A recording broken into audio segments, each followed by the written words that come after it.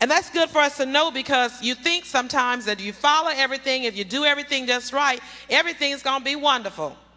But how many of you know that's not the way life is? You can do everything by the book and still things not turn out right. And so what happens here, you can get weary. And weary is a state. It's a state of mind where it seems that it's impossible to go on. Anybody ever been there where you felt like it's just impossible for me to move beyond this point? You feel like you have no hope.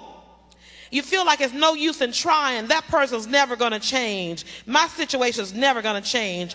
I can't make another step. When you get weary, you get tired, and you feel like you can't go another further. That's weary. When you say to yourself, I just can't take it anymore, I'm giving up. That's when you get weary. And the scripture's warning us this morning that on this journey you will get weary. But you cannot get weary, because something will happen if you get weary, and we're going to talk about that today. If you start getting weary, you'll start saying things like this to yourself that I used to hate to hear my children say when we were on our journey, on our trips. And the first thing they'd always say is, are we there yet? And they would keep asking it not even a mile, like every 5 minutes, are we there yet? You know, when you're on this trip and this journey, you will find sometime ask yourself, Lord, am I there yet? Is this it? And then after so long, you'll start saying, I'm tired. I think I want to get off this trip. And then you'll find yourself that when you get to some places in your life and you're just so tired of traveling and so weary, you'll just say, can we just please stay here? You know, we were traveling and said, I like this place. Can we just please stay here? And I really dislike this. And I'm bored. Doesn't seem like anything is going on. I don't have anything to do. I'm bored. Or how about this one? Are you lost, Mommy? I think we're going the wrong way. Sometimes you'll get so weary, you'll ask yourself, am I lost? You know, I thought the Lord said go this way, but you know, I think I'm going the wrong way.